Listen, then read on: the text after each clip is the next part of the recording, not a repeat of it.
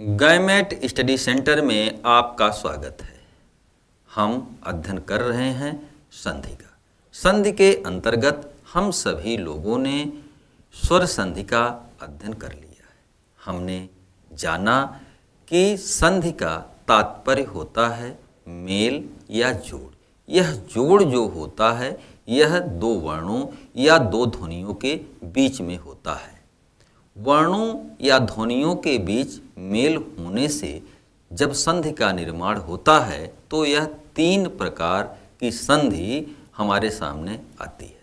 पहला है स्वर संधि, दूसरा है व्यंजन संधि और तीसरा है विसर्ग संधि। हम सभी लोगों ने स्वर संधि के बारे में अध्ययन कर लिया है। स्वर संधि के अंतर्गत हम लोगों ने जाना कि इसमें दो स्वरों के बीच मेल या विकार होने से नए शब्द का निर्माण होता है। आज हम जिस संधि का अध्ययन करेंगे वह है व्यंजन संधि। व्यंजन संधि को समझने के लिए यह ध्यान रखना आवश्यक है कि व्यंजन संधि में जो पहला शब्द होता है उसका जो अंतिम वर्ण होता है उसकी जो ध्वनि होती है वह व्यंजन होती है, किंतु दूसरे शब्द का जो पहला वर्ण होता है वह स्वर भी हो सकता है और व्यंजन भी हो सकता है। इस तरह से व्यंजन संधि का निर्माण व्यंजन ध्वनि और व्यंजन ध्वनि के मेल से या फिर व्यंजन ध्वनि और स्वर ध्वनि के परस्पर मेल से होता है। व्यंजन संधि का एक और नाम है हल। तो व्यंजन संधि का नाम हल होने के कारण इसे एक और नाम से जाना जाता है, हल संधि। व्यंजन संधि की एक विशेष बात है कि व्यंजन संधि में जो पहला पद होता है यानी पहला जो शब्द होता है उसका जो अंतिम वर्ण होता है वह स्वर विहीन होना चाहिए, यानी वह व्यंजन होना चाहिए। यदि व्यंजन नहीं होगा तो व्यंजन संधि नहीं होगी।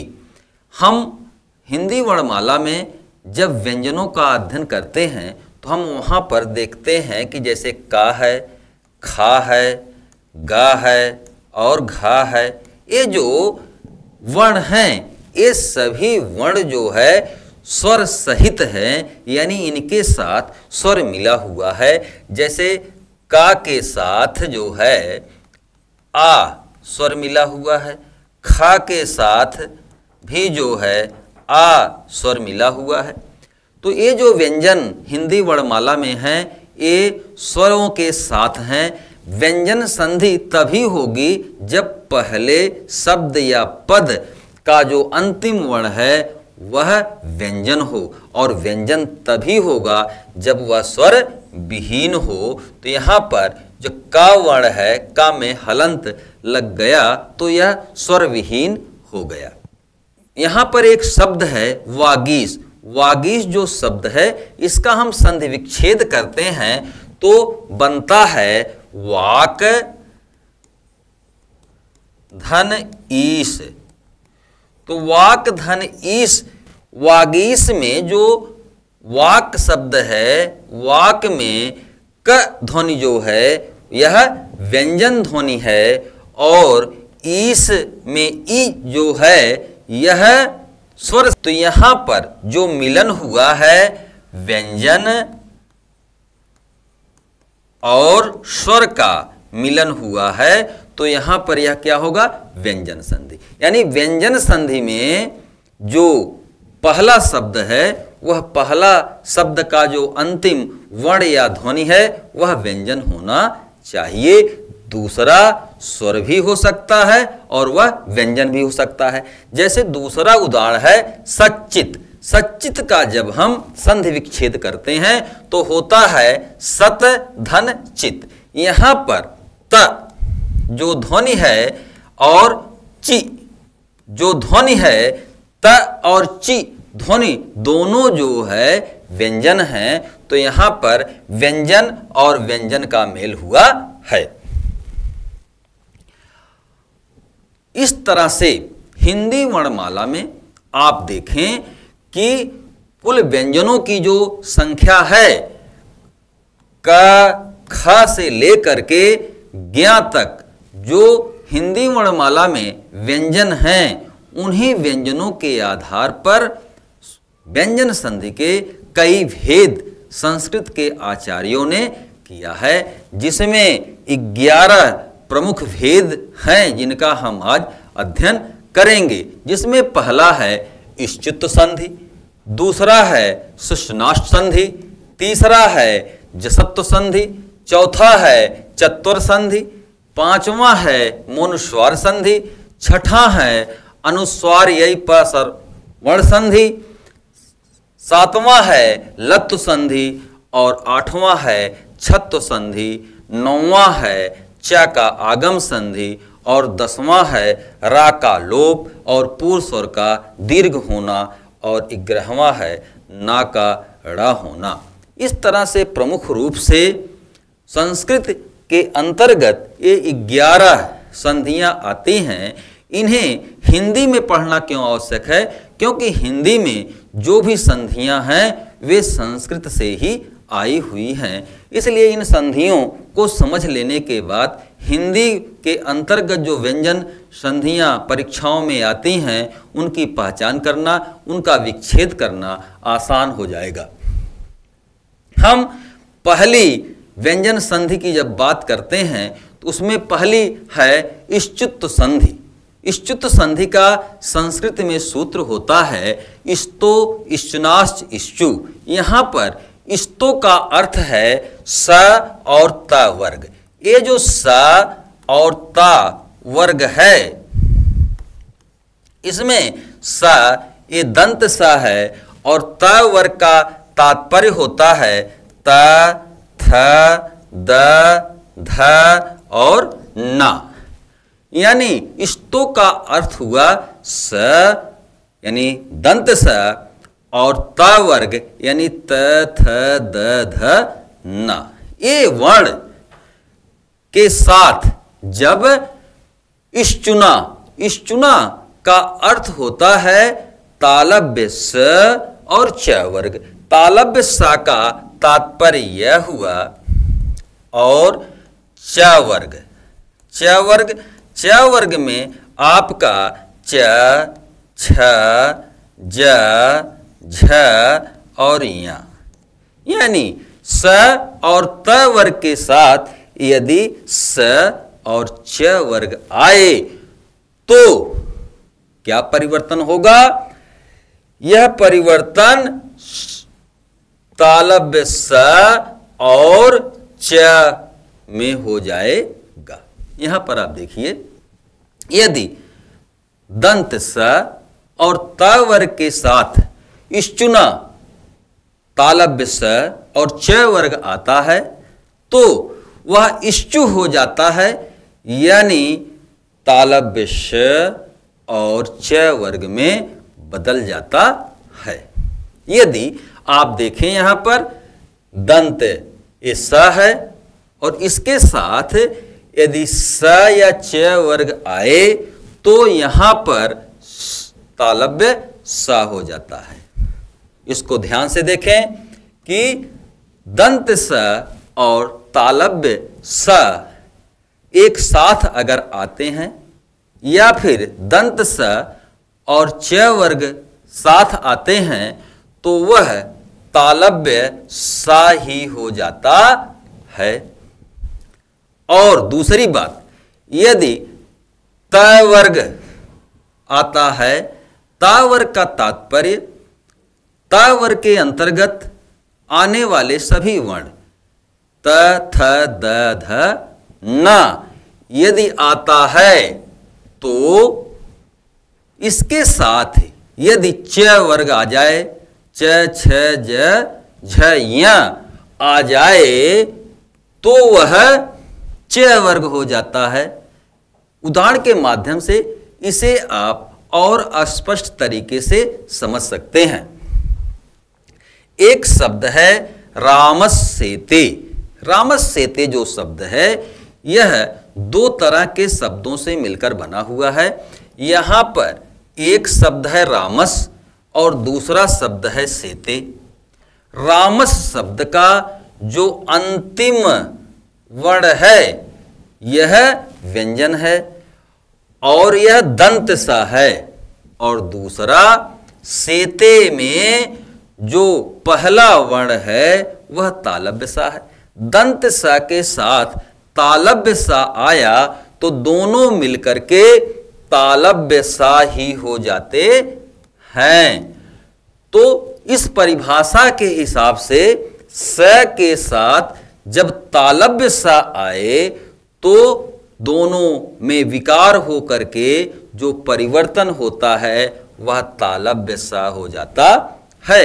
रामस सेते जब मिलते हैं परस्पर श और श,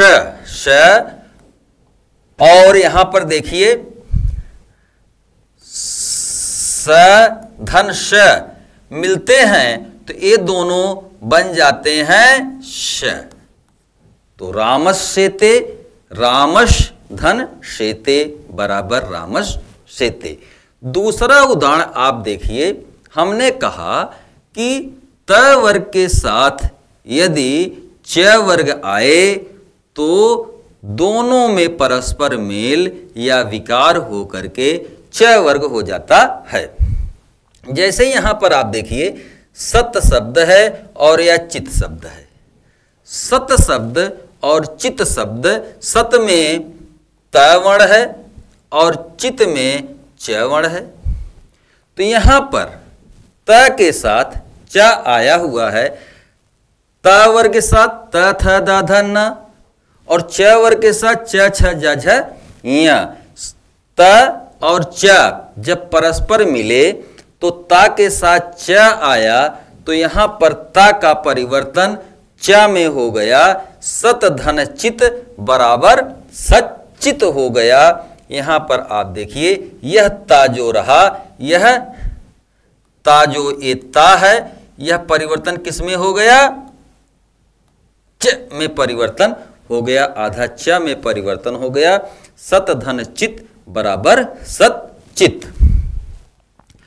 कुछ और उदाहरणों को हम समझते हैं और इसके माध्यम से इस जो संधि के बारे में जानते हैं कि जब हमने देखा कि यहाँ पर त के साथ ज आया हुआ है, ये त और ये ज है, त के साथ ज आया हुआ है, ज जो है यह च वर्ग का वर्ण है, च छ और ज ये वाला है।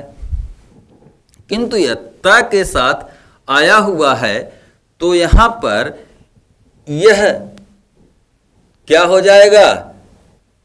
आधा ज हो जाएगा। यहां त और ज मिलकर के हो गए क्या? ज हो गए। तो सत धन जन मिलकर के क्या बना? सज्जन बना।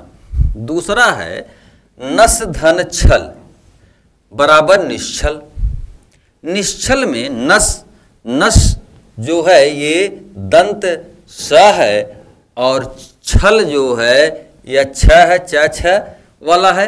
हमने कहा था कि यदि दंत स के साथ च वर्ग भी आए तो वह तालव्य सा में परिवर्तन हो जाता है। यहाँ पर नस जो है, नस में स और छल में छ, तो यह स जो है यह तालव्य सा में परिवर्तित हो जा रहा है, तो शब्द बन जा रहा है निश्चल। यहां पर यह हो गया। अगली बात है जगत धन जननी। जगत धन जननी बराबर जगत जननी। यहां पर त वर्ग है आया हुआ है और यहां ज वर्ग आया हुआ है। यहां ज जो है, जो ज वर्ण है, यह ज वर्ण च वर्ग का तीसरा वर्ण है, च छ ज, और ता आया हुआ है। तो ता के साथ क्या मिला? ज मिला। तो ये ता जो है यह किस में बदल गया? आधा जा में बदल गया। तो इस तरह से जगत धन जननी, तो यहां पर जगत धन जननी, यहां पर ये आधा जा आ गया। जगत धन जननी बराबर जगत जननी। और देखिए उत धन लास शब्द है, तो उत्धन लास में त के साथ यहाँ पर ला आया हुआ है, तो यह अब क्या हो गया, उल्लास हो गया। यहाँ पर एक चीज और आप देखें कि य र ला वा भी अगर आए तो भी परिवर्तन ला के हिसाब से हो जाएगा। व्यंजन संधि के अंतर्गत जो दूसरी संधि आती है वह है इष्टुत्व संधि। इष्टुत्व संधि का सूत्र है इष्णाष्ट इष्टुः। तो इष्टुत्व संधि के अंतर्गत इसमें इस्तो का तात्पर्य हुआ जो आप इसके पहले इष्टो संधि में इस्तो पढ़ रखे थे, वहां पर इस्तो का मतलब सवर्ण और तावर्ग। यहां पर आप देखिए इस्तो का तात्पर्य है स और तावर्ग। तावर्ग का मतलब त थ द ध न के साथ यदि स और ट वर्ग आए, यदि मूर्धन्य स और ट वर्ग आए तो उसके स्थान पर क्या हो जाएगा, ट वर्ग हो जाएगा। इसके पहले इस्तो इश्चनाश्चु में आपने पढ़ा था, इश्चनाश्चु संधि के अंतर्गत यदि इस्तो के बाद स यानी दंत स और च आए तो च वर्ग में हो जाता है। इष्टुनाश्चु में क्या है, यदि स और त वर्ग के बाद यदि मूर्धन्य श और ट वर्ग आए तो उसके स्थान पर मूर्धन्य स और ट हो जाता है। आप इसको उदाहरण के माध्यम से समझिए आसानी से। यहाँ पर देखिए एक शब्द है रामस षष्ठ। रामस षष्ठ का जब हम संधि विच्छेद करते हैं तो होता है रामस धन षष्ठ। इसको हम इस परिभाषा के अंतर्गत समझते हैं कि रामस में जो अंतिम श है यह सा दंत सा है। इस्तो के अंतर्गत यह दंत सा है और षष्ठ के अंतर्गत श ये क्या है, मूर्धन्य सा है। दंत सा और मूर्धन्य श मिल करके अगर बनते हैं तो क्या हो गए, श हो गया। मूर्धन्य श हो गया, यानी यह स मूर्धन्य श में परिवर्तित हो गया। यहां पर देखिए स के साथ यदि स आए या फिर ट वर्ग आए तो इस स के स्थान पर श हो जाता है और त वर्ग के स्थान पर ट वर्ग हो जाता है। तो यहां पर यह स आया, इसके साथ यह सा मूर्धन्य सा आया और दोनों मिलकर के मूर्धन्य सा हो गए तो बन गया रामस षष्ठ। अब अगला उदाहरण शब्द है उड्डयनम। उड्डयनम का जब संधि विच्छेद हम करते हैं तो होता है उत धन डयनम। तो यहां पर उत त वर्ग आया और यहां पर डयनम ड यानी ट वर्ग आया, ट ठ ड वर्ग आया तो यह ता जो है वह डा में बदल गया, यानी हो गया उड्डयनम।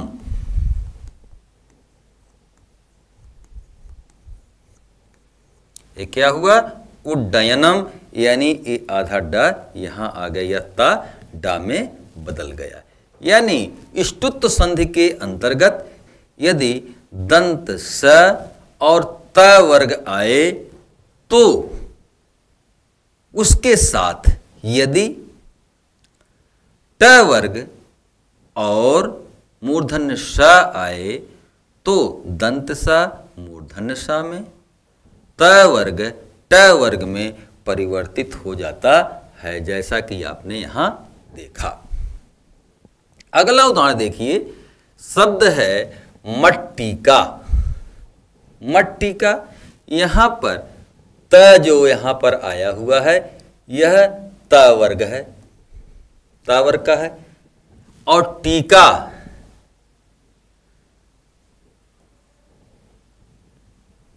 टीका जो है वह ट वर्ग का है, ट वर्ग का है। ट वर्ग के अंतर्गत आप जानते हैं कि ट, ठ, ड, ढ और अड़ ये आते हैं। त वर्ग के साथ यहाँ पर ट वर्ग आया हुआ है टा, तो यहाँ पर जो यह त है यह ट में परिवर्तन हो गया, यानी ए देखिए, मत टीका, मत टीका, त जो है वह टा में बदल गया, तो यहां मट टीका हो गया। अब यहां देखिए, रामस धन टीकते, दो शब्द हैं, दोनों मिलकर के रामस टीकते बनाते हैं। यहां पर क्या है, ये दंत स है, दंत स धन टीकते, टीकते। तो यहां पर जो दंत सा के साथ ट वर्ग आया हुआ है, तो यह स टा में नहीं बदलेगा, बल्कि स यह मूर्धन्य श में बदल जाएगा। ठीक उसी तरह जैसे आप इश्चो संधि में देखे हुए हैं, यहां पर श हमेशा किस में बदल रहा है, मूर्धन्य में बदल जा रहा है। तो रामस धन टीकते होगा रामस टीकते, रामस टीकते। तो यहां पर आप देखिए, यहां पर ये मूर्धन्य सा जो है इस सा से जुड़ा हुआ है। अब हम व्यंजन संधि के अंतर्गत तीसरी संधि पर आते हैं। तीसरी संधि है जसत्व संधि। जसत्व संधि का जो परिभाषा है, झलांग जसो अंते। यहां पर झलांग का क्या अर्थ है, यानी झल का क्या अर्थ है, झल। झल का तात्पर्य होता है कि वर्णमाला का पहला, दूसरा, तीसरा, चौथा वर्ग। पहला वर्ग क्या है, का वर्ग, का वर्ग, च वर्ग, त वर्ग, ट वर्ग, प वर्ग। ये झल का अर्थ यह हुआ, तथा इसमें स ख स ह, श यानी ये हुआ मूर्धन्य श, श ख श ह ए। यहां पर ए वर्ग प्लस स ख स ह ये झल कहलाते हैं। यदि पहले पद या शब्द का अंतिम जो वर्ण है या ध्वनि है वह इस वर्ग या स ख स से हो तथा दूसरा कोई अन्य वर्ण हो, तो उसके स्थान पर जब संधि होता है तो उसी वर्ग का तीसरा वर्ण हो जाता है। कौन सा हो जाता है, तीसरा वर्ण, तीसरा वर्ण। यानी यदि का वर्ग पहला शब्द ऐसा है जिसका अंतिम वर्ण क वर्ग का है, तो संधि होने के पश्चात उसका तीसरा यानी क ख ग, यानी का के स्थान पर गा हो जाएगा, तीसरा हो जाएगा। तो यहां पर जस का अर्थ है कि उसी वर्ग का तीसरा वर्ण हो जाएगा, जैसे ग ज ड द ब ये हो जाएगा, तथा स ख स, ये जो यहाँ पर स ख स ह है, इसमें से जो ये मूर्धन्य स है इसके स्थान पर ड हो जाता है। जसत्व संधि के अंतर्गत यदि वर्णमाला में जो आपके वर्ग हैं वे वर्ग आते हैं, क वर्ग, च वर्ग, ट वर्ग, त वर्ग, प वर्ग तथा स ख स ह आता है, तो संधि होने पर उसी वर्ग का तीसरा वर्ण हो जाता है और स ख स में से जो है मूर्धन्य श के स्थान पर ड हो जाता है। झलों के बाद, झलों के बाद का तात्पर्य क्या हुआ कि क वर्ग, च वर्ग, ट वर्ग, त वर्ग और प वर्ग, जो पहला शब्द है इसका जो अंतिम ध्वनि या वर्ण है वह क वर्ग, च वर्ग, ट वर्ग, त वर्ग, प वर्ग तथा दूसरे शब्द का जो पहला वर्ण है वह क्या हो, इस संधि में चर्चा नहीं की गई है, किंतु व्यवहार में कहीं कहीं परिवर्तन होता है और कहीं कहीं किसी वर्ग का तीसरा या चौथा या फिर य र ल व ह होता है। अब इस संधि के बारे में आप कुछ उदाहरणों के माध्यम से और बेहतरीन तरीके से समझ सकेंगे। शब्द है अजंत। अजंत शब्द का जब आप संधि विच्छेद करते हैं तो बनता है अच धन अंत। अब यहां पर देखिए कि पहला जो अच शब्द है, इस शब्द में जो च ध्वनि है, च ध्वनि जो है यह झल है। झल यानी च वर्ग से है और उसके बाद स्वर आया हुआ है, आ आया हुआ है। ये जो स्वर है यहां पर चर्चा नहीं की गई है, तो च और अ मिल करके यहां जब च और अ परस्पर मिलते हैं तो च वर्ग का तीसरा वर्ण यानी च छ ज, यहां पर ज जो है या तीसरा वर्ण है, तो च झल के स्थान पर यहां पर ज हो जाता है, तो अच धन अंत तो हुआ अजंत। तो यहां पर अ ज न त अजंत, तो यहां पर ज हो गया यानी च का तीसरा च छ ज हो गया। उसी तरह यहां पर वाक धन ईस है। वाक में क, झल का क वर्ग है और ईस यहां पर स्वर, कोई भी स्वर और व्यंजन हो सकता है, तो इस क के जगह पर यह क का तीसरा यानी क ख और ग, तीसरा ग है, तो क के स्थान पर क्या हो जाएगा, ग हो जाएगा। तो वाक धन ईस, तो क के स्थान पर ग हो जाएगा, तो यह बन जाएगा वागीस। तीसरा उदाहरण है जगदीश। जगदीश का संधि विच्छेद करते हैं जगत धन ईस। यहां पर ता है तो त वर्ग है, तो त थ द हो जाएगा, इस त के स्थान पर द हो जाएगा, जगत धन ईस मिलकर के क्या बन जाएगा, जगदीश बन जाएगा। यहां है सुबंत। सुबंत जो शब्द है इसका संधि विच्छेद जब होता है तो बनता है सुप धन अंत। तो यहां पर आप देखिए प वर्ग है, तो प फ ब, प के स्थान पर क्या हो जा रहा है, ब हो जा रहा है, तो सुप धन अंत बन गया सुबंत।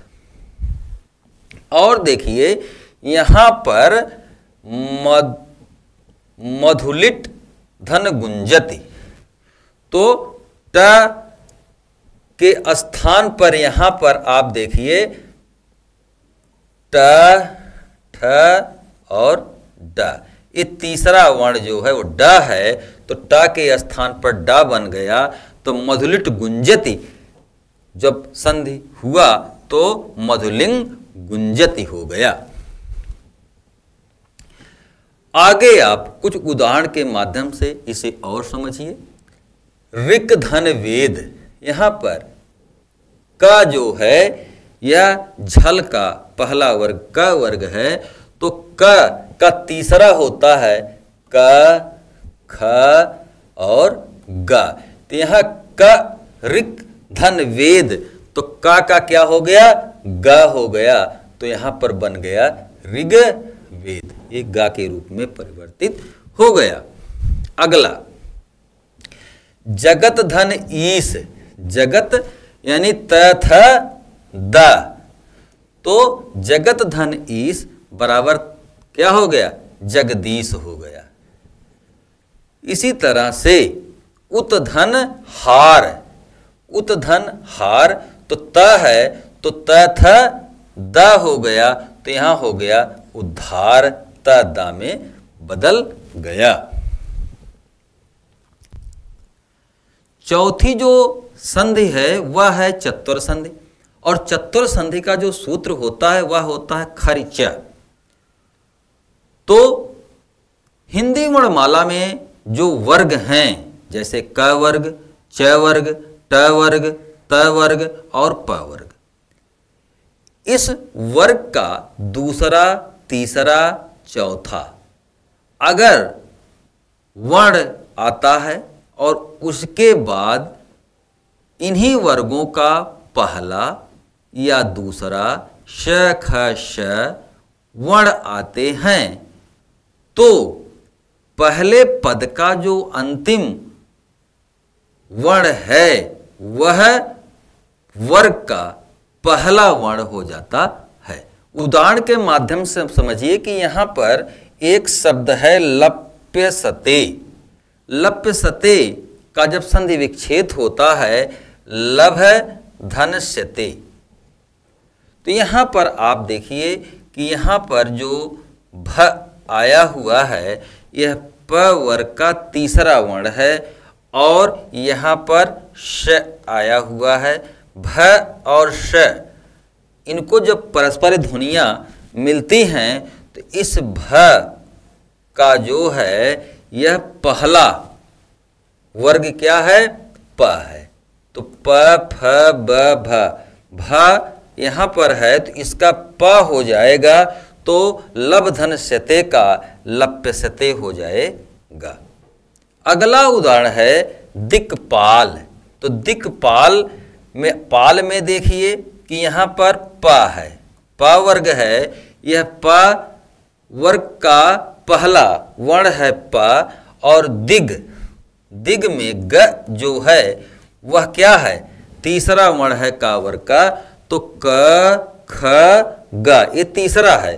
तो यहां पर इन दोनों का जब जोड़ होगा तो ग जिस वर्ग का है यानी का वर्ग का है, का वर्ग में पहला वर्ण का है, तो इसलिए यह क हो जाएगा। दिग धन पाल तो हो जाएगा दिक्पाल।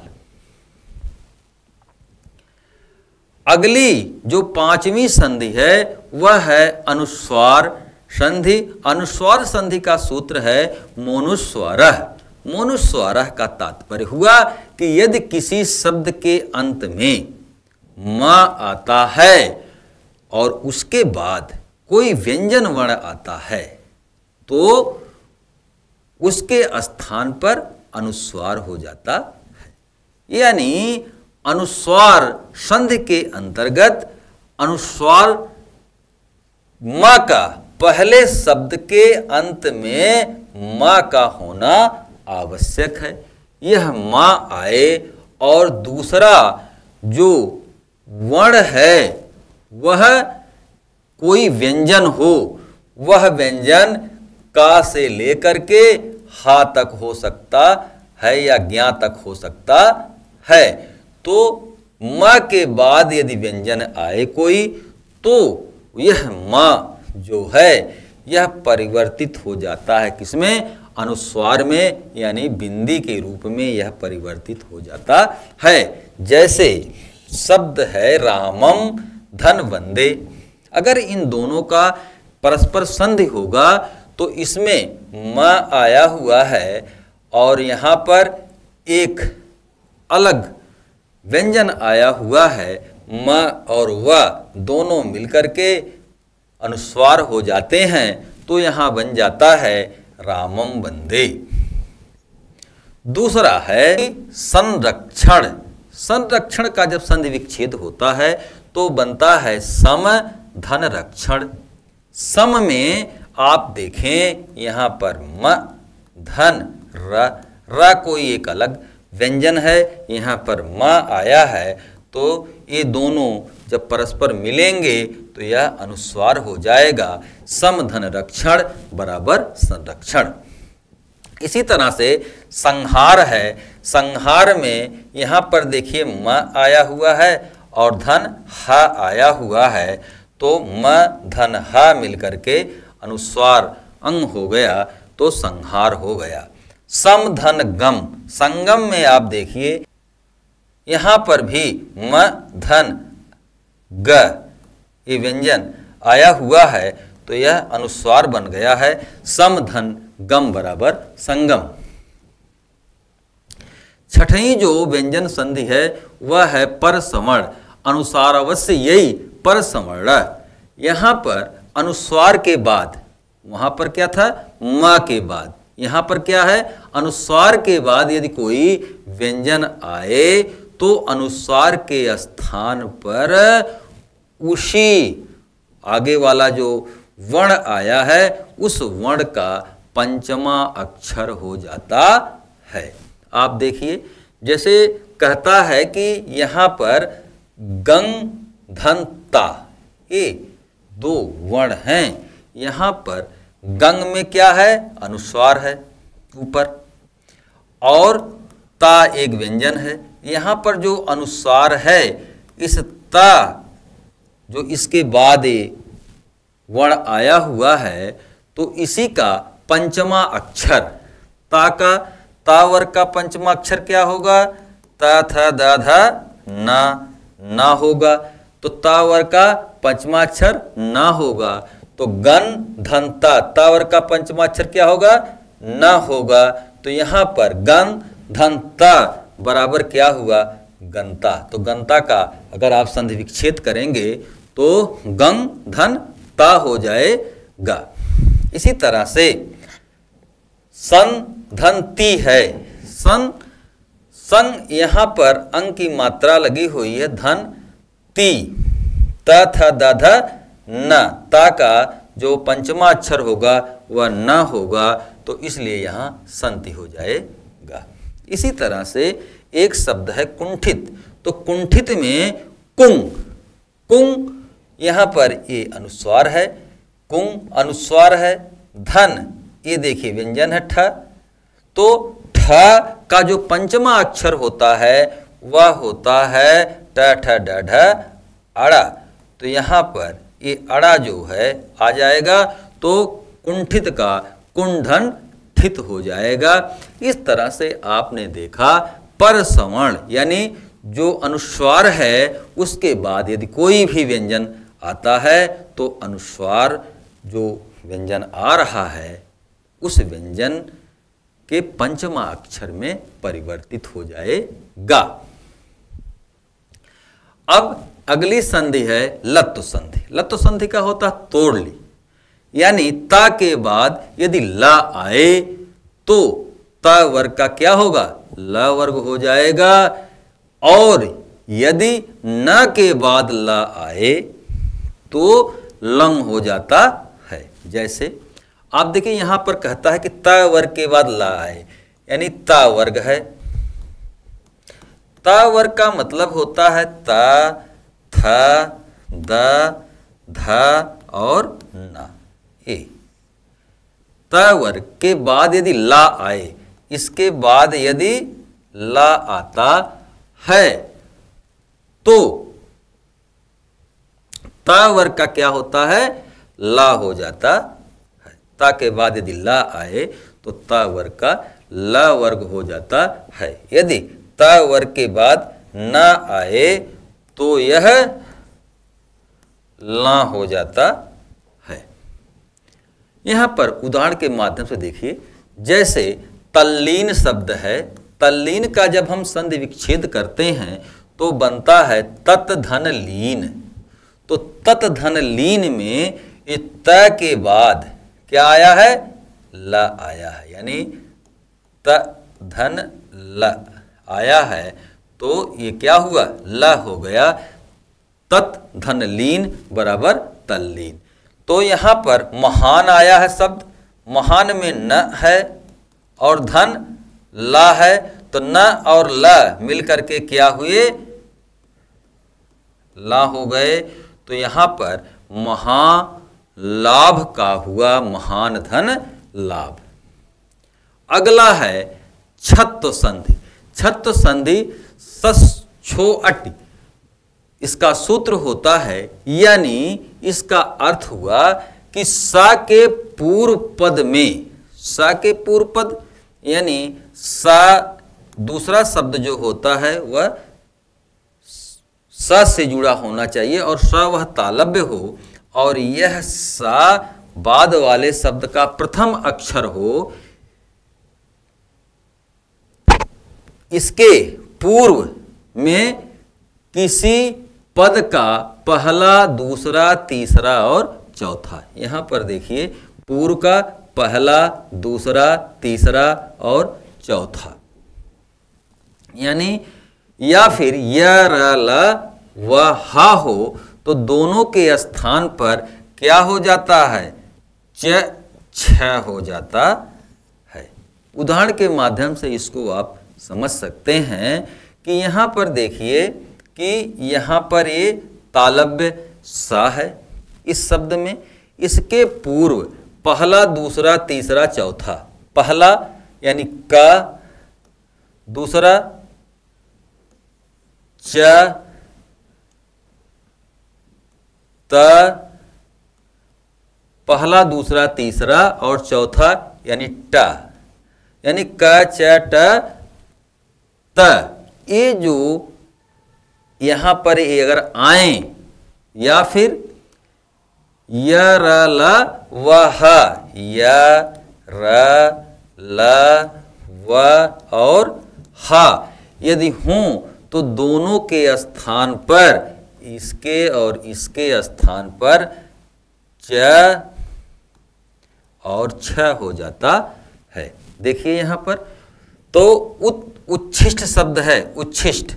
उच्छिष्ट का जब आप संधि विच्छेद करेंगे तो बनेगा उत धन शिष्ट। तो यहाँ पर त है, धन श है, तो ये बना मिल करके च छ, तो उत धन शिष्ट बराबर क्या हुआ, उच्छिष्ट। इसी तरह से यहाँ पर त है, त वर्ग पहला, तो यहाँ पर स है यानी त धन श, ये दोनों मिले तो च छ हो गया, यानी उत धन श्वास बराबर उच्छ्वास हुआ। च का आगम छे च, यानी यदि स्वरांत के पश्चात, स्वरांत के पश्चात छ आए, छ आए तो छ के पूर्व च का आगमन हो जाता है। आप यहां देखिए कह रहा है कि यदि कोई शब्द है जैसे स्व है, स्व जो शब्द है ये स्वरांत है। स्वरांत कैसे है, श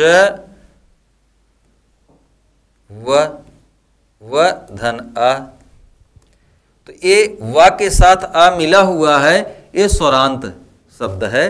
और इसके बाद यदि छ आए, छ आए, छंद में छ आ रहा है, तो छ के पूर्व अगर यह स्वरांत है तो छ के पूर्व आधा च का आगमन हो जाता है।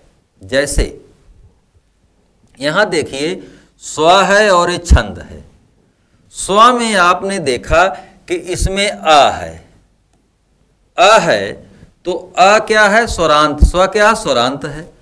और इसमें जो है दूसरा जो शब्द है, इसमें जो छ है ये आया हुआ है, तो इसके पूर्व क्या आ जाएगा? आधा च का आगमन हो जाता है, तो स्वधन छंद बराबर स्वच्छंद हो गया। जैसे आ है, आ भी स्वरांत है, और छादन में यहाँ छ आया हुआ है, तो यहाँ भी आधा च का आगमन हो जाएगा, तो आधन छादन बराबर आच्छादन हो जाएगा। तरु है, तरु भी क्या है? स्वरांत है, क्योंकि इसमें छोटा ऊ, तरु छोटा ऊ आया हुआ है और धन छ आया हुआ है, तो इसमें भी आधा च का आगमन हो जाएगा। तरु धन छाया बराबर तरु छाया। अब अगला जो संधि है, रा का लोप तथा पूर्व स्वर का दीर्घ हो जाना। यदि रा के पश्चात, यहां पर बात जो कही जा रही है, यदि रा के पश्चात रा आए तो पहले रा का लोप हो जाता है। इसका क्या हो जाएगा? लोप हो जाएगा, और उसके पूर्व का वर्ण क्या होता है? दीर्घ हो जाता है। जैसे आप देखिए यहां पर स्वर धन राज्यम, ये दो शब्द हैं, दोनों मिल रहे हैं। स्वर में भी रा आया हुआ है और राज्यम में भी रा आया हुआ है। ये रा और ये रा मिल करके जब ये संधि करेंगे तो इस रा का लोप हो जाएगा, समाप्त हो जाएगा। यहाँ बचेगा स्व और यहाँ बढ़ेगा राज्यम। एक बात और कहता है कि इस व के साथ क्या होगा? ये दीर्घ हो जाएगा, यहाँ पर वा हो जाएगा। स्व में जब दीर्घ होगा तो स्व और ये राज्यम, स्व राज्यम हो गया। स्वराज्यम का जो संधि विच्छेद होता है वह आता है स्वधन राज्यम। दूसरा देखिए निरोग शब्द है। यहाँ पर निर शब्द है और रोग है, तो निर धन रोग, यहाँ पर रा है, यहाँ पर रा है, तो यहाँ पर देखिए ये तो समाप्त हो जाएगा। अब बचेगा नी, तो नी जो है ये ह्रस्व है, तो नी जब ह्रस्व है तो यह दीर्घ जब बनेगा तो ये हो जाएगा नी धन रोग बराबर क्या होगा? निरोग। इसी तरह से नीरस शब्द है। नीरस शब्द में निरस है और रस है, तो रस में देखिए रा यहाँ भी आया हुआ है, रा यहाँ भी आया हुआ है, किंतु जब इसका संधि होगा तो यह रा क्या होगा? खत्म हो जाएगा और इस नी का दीर्घ हो जाएगा। निधन रस बराबर क्या बना? नीरस। इस तरह से रा का लोप और पूर्व स्वर का दीर्घ भी व्यंजन संधि के अंतर्गत होता है। व्यंजन संधि में न का ड़ भी हो जाता है। जैसे यदि पूर्व पद के अंत में ये तीन चीजें आए, क्या आए? री, र और मूर्धन्य श आए, तो बाद के पद का पूर्व वर्ण न हो तो न का क्या हो जाएगा? ड़ हो जाएगा। आप यहां पर देखिए कि नराणाम, नराणाम में क्या है कि पूर्व पद, ये पूर्व पद है, पूर्व पद के अंत में क्या आया हुआ है? रा आया हुआ है, तथा बाद वाले में क्या आया हुआ है? न आया हुआ है? तो बाद वाले में न आया हुआ है और यहाँ पर रा आया हुआ है, तो जब र धन न का परस्पर मेल होगा, इसमें विकार होगा, तो ये मिल करके बन जाएंगे ड़ा, तो नराणाम का जो संधि विच्छेद होगा नराधन राम। इसी तरह से ये ऋषि है और ये नाम है। ऋषि में आप देखिए यहाँ स है, यहाँ पर आपने स देखा है, ये स है और यहाँ ना आ गया है, तो स ना मिल करके क्या होगा? ड़ा हो जाएगा। तो ऋषिराम का तात्पर्य हुआ ऋषि धन नाम बराबर ऋषि राम। ये तो हुआ संस्कृत की संधियां। संस्कृत की संधियों पर ही हिंदी की संधियां आधारित हैं। हिंदी वर्णमाला में स्वर हैं, व्यंजन है, व्यंजनों में अघोष और सघोष हैं। तो अघोष वर्ण है और सघोष वर्ण है। जब हम हिंदी वर्णमाला का अध्ययन कर रहे थे तो हमने सघोष और अघोष वर्णों के बारे में अध्ययन कर लिया था। अघोष वर्ण वे वर्ण कहे गए जिनके उच्चारण में स्वर तंत्रियों में कंपन नहीं होता है, और सघोष वर्ण वे वर्ण कहे गए जिनके उच्चारण में स्वर तंत्रियों में कंपन होता है। ये अघोष और सघोष संपूर्ण वर्णमाला को अगर हम बांटें तो अघोष और सघोष दो वर्णों में बंट जाता है। यानी जो अघोष वर्ण होता है जिसके उच्चारण में स्वर तंत्रियों में कंपन नहीं होता है, वे हैं वर्णमाला का पहला और दूसरा वर्ण। यानी आप देखिए वर्णमाला का पहला दूसरा वर्ण जो होता है का, ख, च, छ, ट, ठ, त, थ, इस तरह से पहला और दूसरा जो वर्ण होता है वह क्या होता है? अघोष होता है। और तीसरा चौथा पांचवा, प्रत्येक वर्ग का तीसरा चौथा पांचवा जो होता है वह सघोष होता है। यारा लावा तथा सारे स्वर जो होते हैं वे सघोष होते हैं। हिंदी में व्यंजन को जो है या संधियों को जो है हिंदी में जो है संधियों को, हिंदी में व्यंजन संधि को सघोष और अघोष व्यंजन के रूप में बांटा गया है। आइए हम हिंदी में कुछ और नियम व्यंजन संधि के देखते हैं कि यदि अघोष व्यंजन है, अघोष व्यंजन यानी वर्णमाला का पहला और दूसरा अक्षर जैसे क, ख, च, छ, ट, ठ, त, थ, प के बाद पांचवा वर्ण या म आए, यानी अघोष वर्णों के बाद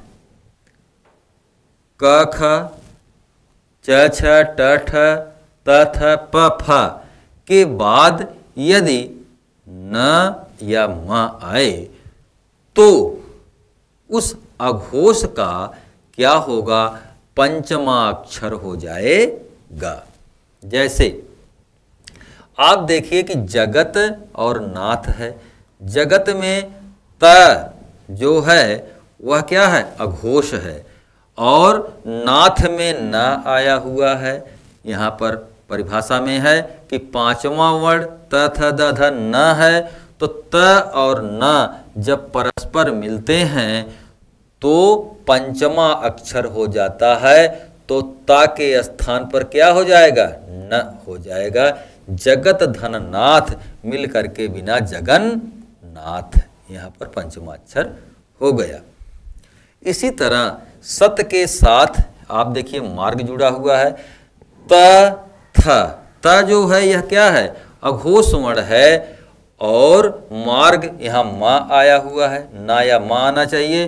तो त वर्ग आया हुआ है तो यहाँ पर पंचमा अक्षर क्या हो जाएगा? त, थ, द, ध ना हो जाएगा। सन मार्ग तो सत धन मार्ग हो जाएगा। आप देखिए यहाँ पर है दिक धन नाग यानी दिंगनाग। यहाँ पर आप देखें कि क जो है यह अघोष है और यहाँ पर न आया हुआ है। यह नापन जो है न या मा यहाँ आए तो क वर्ग का क्या हो जाएगा? पंचमा अक्षर अंग्या हो जाएगा। तो दिग्नाग में दिक धन नाग यानी दिक नाग हो गया।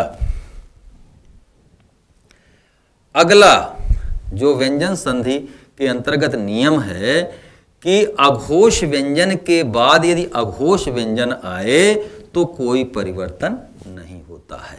अघोष व्यंजन के बाद यानी क ख च छ ट ठ त थ और प फ, ये अघोष जो व्यंजन हैं, इनके बाद यदि अघोष व्यंजन आए या तो क्या होगा, कोई परिवर्तन नहीं होगा, कोई परिवर्तन नहीं। जैसे सत्कार है, सत्कार है तो यहाँ पर सत और कार, त भी क्या है अघोष है और कार भी क्या है अघोष है, तो यहाँ पर दोनों मिलकर सत्कार हो गया।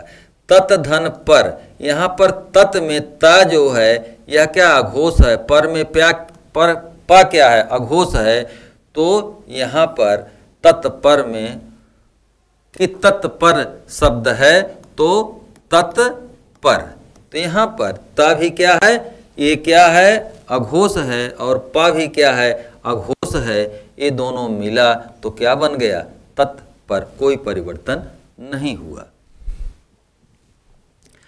अगला जो नियम है, कुछ स्थितियों में पहले शब्द के अंत का अघोष व्यंजन दूसरे शब्द के प्रारंभ के अघोष व्यंजन में ढल जाते हैं। जैसे उच्चारण शब्द है, उच्चारण का जब हम संधि विच्छेद करते हैं तो होता है उत्धन चारण, तो यहाँ पर ता ये अघोष व्यंजन है, चारण में क्या है ये अघोष व्यंजन है, तो यहाँ पर दो अघोष परस्पर आ रहे हैं, तो पहला अघोष जो है वो दूसरे अघोष के अनुसार ढल गया है, तो यहाँ पर उच्चारण हो गया। शरत चंद है तो शरत चंद में शरत है धन चंद्र है, तो यहाँ पर ता है यहाँ पर च है, यह ता च के रूप में ढल गया तो शरत चंद हो गया। सच्चरित्र शब्द है, सत धन चरित्र है, यह ता जो है यह च के रूप में ढल जा रहा है, तो यहाँ पर ये सच्चरित हो गया।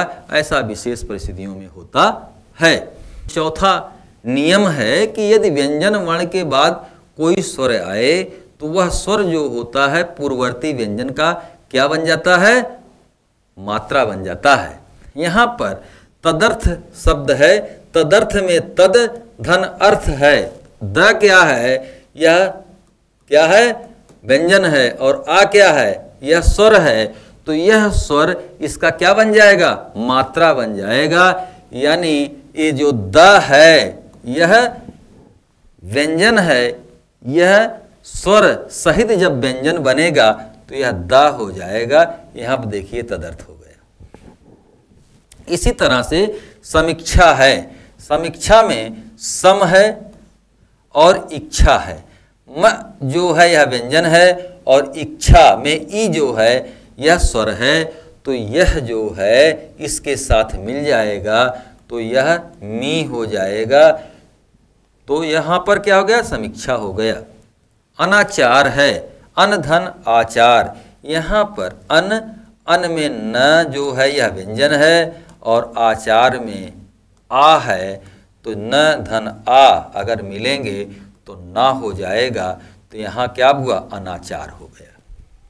जहाँ तक हिंदी शब्दों की बात है, जब दो शब्द परस्पर मिलते हैं तो ये एक शब्द रूप में या समस्त पद के रूप में बदल जाते हैं। जैसे राम धन अभिलाषा, दो हिंदी के शब्द हैं, ये दोनों शब्द जब परस्पर जुड़ते हैं तो यह रामाभिलाषा नहीं होता, बल्कि यह राम अभिलाष भी रहता है। इस तरह से हिंदी में संधि के नियम धीरे धीरे विकसित हो रहे हैं और ये जो नियम दो दिखाई देते हैं, एक हस्सीकरण का नियम दिखाई देता है, दूसरा लोप का नियम दिखाई देता है। इन उदाहरणों के माध्यम से इसको आप आसानी से समझ सकेंगे। अमचूर जो शब्द है अमचूर का जब हम संधि विच्छेद हिंदी में करते हैं तो होता है आम धन चुर।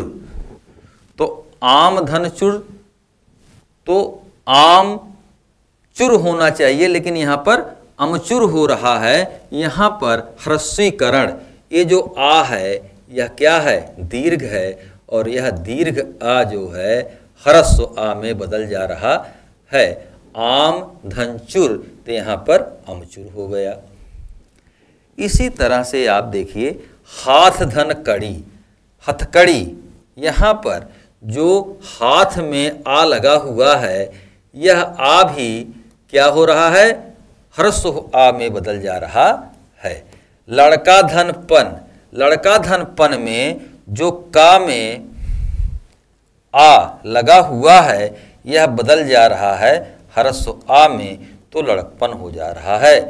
कान कटा में, कान में जो का है, यह का जो आ है यह भी ह्रस्व आ में बदल जा रहा, तो बन जा रहा है कन कटा।